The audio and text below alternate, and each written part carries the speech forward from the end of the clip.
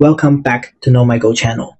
Today is February 11th, 2026, and we've got a packed AI news roundup for you, from civil rights groups taking on AI data centers, to 100-year bonds funding the next wave of AI, to new consumer tools from Google, Meta, OpenAI, Fitbit, and more. As always, I'll mention the source and date for each story, and if you want to dive deeper, all the original reporting is linked on their respective sites. Let's get into it. Intro. Theme. So today's AI news really splits into three big themes. 1. The real-world impact and politics of AI infrastructure. 2. Big tech's money and hardware moves behind the scenes, and the new AI-powered tools hitting your phone, your social media, and your research workflow. We'll start with the heavy stuff. Who pays the price for all this AI power? Story 1. NAACP vs AI data centers. Our first story is about the environmental and social cost of AI. This news comes from Mashable Tech News and was released on February 10th, 2026. Mashable reports that the NAACP is pushing back against the rapid expansion of AI data centers, raising a key question. Why should minority communities pay the price for the infrastructure behind AI? Training and running large AI models requires massive data centers that use a ton of electricity and water. Mashable highlights concerns that these facilities are often built in or near lower income and minority neighborhoods, where people already face higher pollution and fewer resources. The NAACP is basically saying AI might be the future, but if it's built on top of environmental damage that disproportionately hits Black and brown communities, that's just a new form of the same old inequality. So while everyone's hyped about smarter chatbots and cool AI tools, this story reminds us that the physical infrastructure, the land, the power, the water has real-world consequences. And the fight over where those data centers go and who benefits versus who pays is only just beginning. Story 2. Alphabet's 100-year AI bonds. Now, let's jump from the social cost of AI to the financial side. This news comes from Ars Technica AI and was released on February 10th, 2026. Ars Technica reports that Alphabet, Google's parent company, is selling very rare 100-year bonds to help fund its AI investments.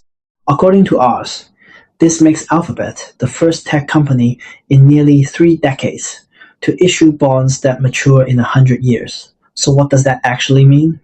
A 100-year bond is basically Alphabet saying, we're so confident that AI is the long-term future of our business, we're willing to borrow money now and pay it back over an entire century. It's a sign of how enormous these AI infrastructure and research costs are, and how long companies expect AI to keep driving growth. Tie this back to the NAACP story. On one hand, you have mega corporations locking in capital for the next 100 years to build AI. On the other hand, you have communities asking who bears the environmental and social burden of that build-out. So the money and the politics of AI are deeply linked. Story 3. Alibaba's Zvec, SQLite of vector databases. Next up, let's switch to the technical side, how AI actually works on your devices. This news comes from MarkTechPost AI News and was released on February 10th, 2026. MarkTechPost reports that Alibaba's Tongyi Lab has open sourced a new embedded vector database called Zvec. They are pitching it as the SQLite of vector databases. If you're not familiar, vector databases are what power things like semantic search and retrieval augmented generation, or RAG, where an AI model looks up relevant documents before answering your question. Most vector databases run as separate services. Zvec is different. According to MarkTechPost, it runs in process as a library inside your application. No external server or daemon required. That makes it especially attractive for edge and on-device AI, where you want fast retrieval without relying on the cloud. In practical terms, this means you can build apps that run RAG directly on phones, IoT devices, or laptops, with lower latency and more privacy. So while Alphabet is raising $100 money for massive cloud AI, Alibaba is pushing the opposite direction: smaller, embedded tools that bring AI intelligence right onto your device. Story 4. RFK Jr., Grok, and Realfood.gov. From edge databases, let's jump to a very different AI story: politics and nutrition. This news comes from Wired's Artificial Intelligence section and was released on February 10th, 2026. Wired reports that RFK Jr. has launched a government nutrition site called Realfood.gov that uses Elon Musk's Grok chatbot to dispense food and health information. Here's the twist. Wired points out, RFK Jr. has been saying Americans need more protein, but the Grok-powered site sometimes gives advice that contradicts those new government guidelines. So we have a government-branded site powered by a private AI model, and the AI's answers aren't always aligned with the official policy. This is a great example of a growing problem. When you put AI in front of the public as an official or authoritative source, what happens when its answers don't match the messaging of the people who deployed it? Who's responsible, the politician, the agency, or the model provider? It's not just a tech issue, it's a governance and trust issue, and it shows how AI is now deeply embedded in public-facing communication, not just behind-the-scenes tools. Story 5. Discord's age verification and AI. Next, let's talk about AI and online safety. This news comes from The Verge's AI coverage and was released on February 10th, 2026. The Verge reports that Discord has clarified its new age verification update after a lot of user concern. According to Discord, the vast majority of people can continue using Discord exactly as they do today, without needing to upload an ID or do a face scan. Instead, Discord says it will use age prediction based on information it already has for many users. Only some users will be asked to verify with an ID or a face scan if needed. So this is another instance of AI being used to make inferences about users. In this case, how old you are based on your behavior or existing data. On the positive side, it can help protect minors and enforce age restrictions. On the privacy side, it raises questions. What signals are they using? How accurate is it? And what happens if the AI gets it wrong? The Verge's reporting shows how platforms are trying to balance safety, frictionless use, and privacy, and they're increasingly leaning on AI to do that. Story 6. Fitbit's AI health coach goes wider. Now, let's jump into AI in personal health. This news also comes from The Verge's AI and Gadgets coverage and was released on February 10th, 2026. The Verge reports that Google is rolling out the public preview of Fitbit's AI personal health coach to more users. It's now available on iOS in the US and on both iOS and Android in the UK, Canada, Australia, New Zealand, and Singapore. This AI coach uses Google's Gemini model inside the Fitbit app. According to The Verge, it interprets your latest health metrics like workouts, sleep, heart rate, and then creates custom routines and workouts based on your goals, your available equipment, and your training preferences. It first launched back in October, but only for Android users in the US. Now, this is a much bigger test. The interesting connection here, we're seeing AI move from generic chatbots into highly contextual, data-rich experiences. Your health data, your exercise history, your goals all fed into a conversational AI. That's powerful, but it also raises questions about data privacy, medical accuracy, and how much we rely on AI for health decisions. Story 7. Google Photos' new Ask button. Sticking with Google, but moving to memories instead of muscles. This news comes from the official Google AI blog and was released on February 10th, 2026. Google's blog introduces new tips for using the Ask button in Google Photos, part of the Ask Photos feature.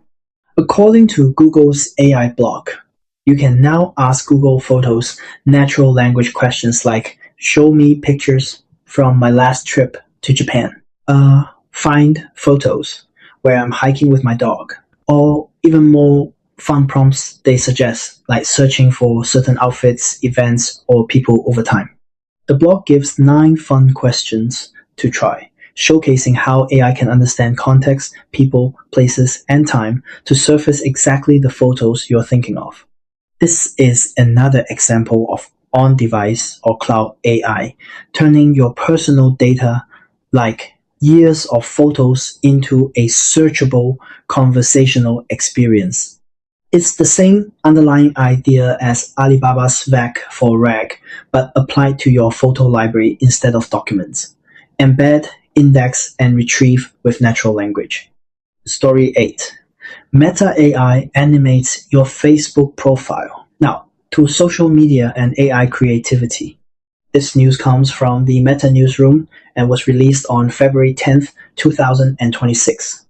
Meta's announcement explains that they are rolling out new Meta AI-powered features that let you animate your Facebook profile picture and turn photos or feed posts into what they call unique, share-worthy moments.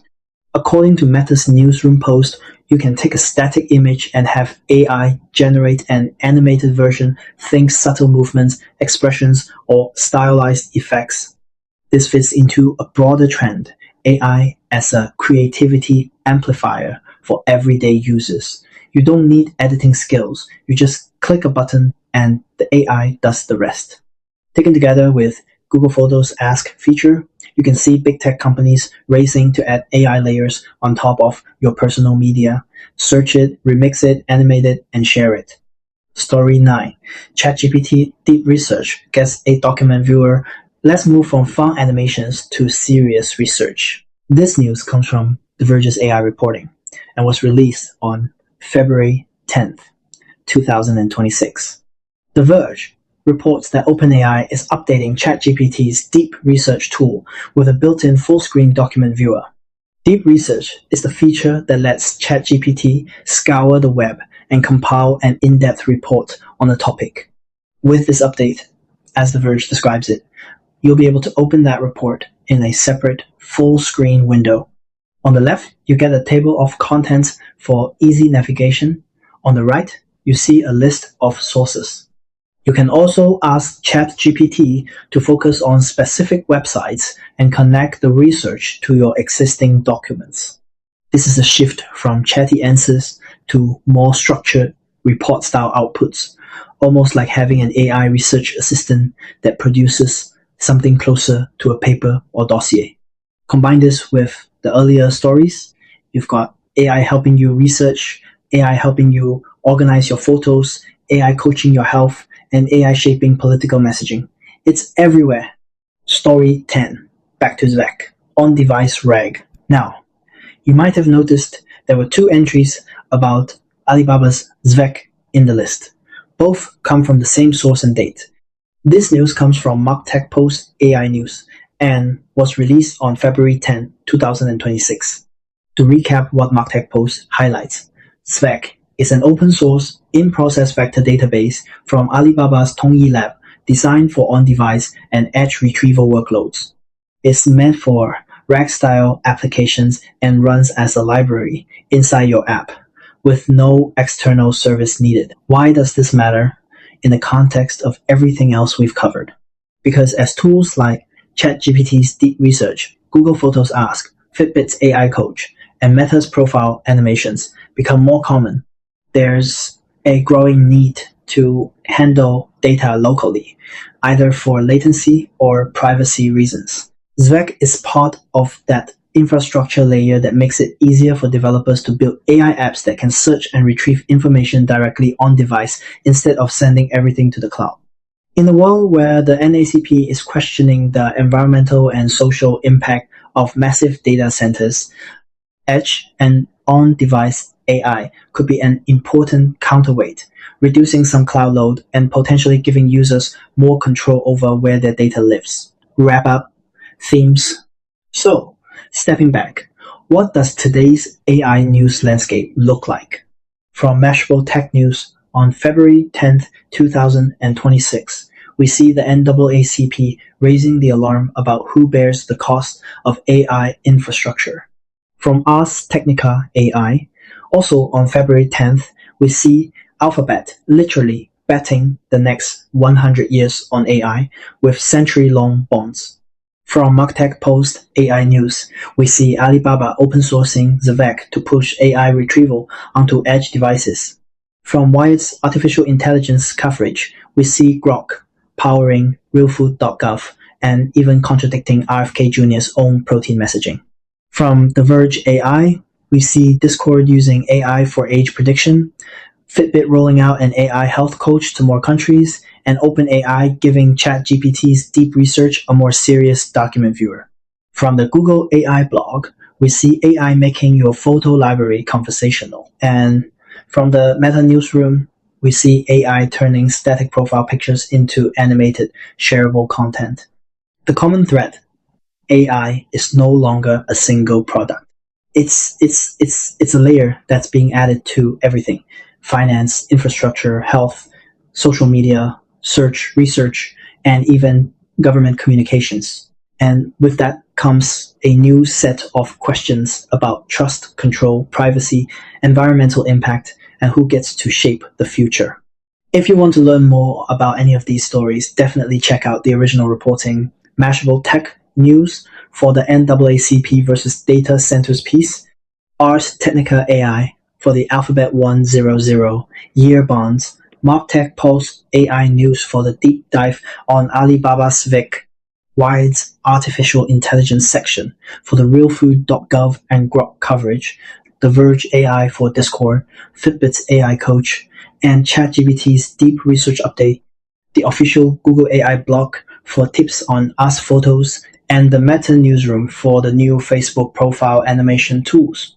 That's it for today's AI Roundup for February 11th, 2026. If you found this helpful, make sure you subscribe to Null Mike, hit the notification bell so you don't miss the next AI news breakdown, and let me know in the comments. Which of these stories do you think will have the biggest long-term impact? The 100-year AI bonds, the NAACP's data center fight, or the wave of personal AI tools hitting your phone? Thanks for watching, and I'll see you in the next one.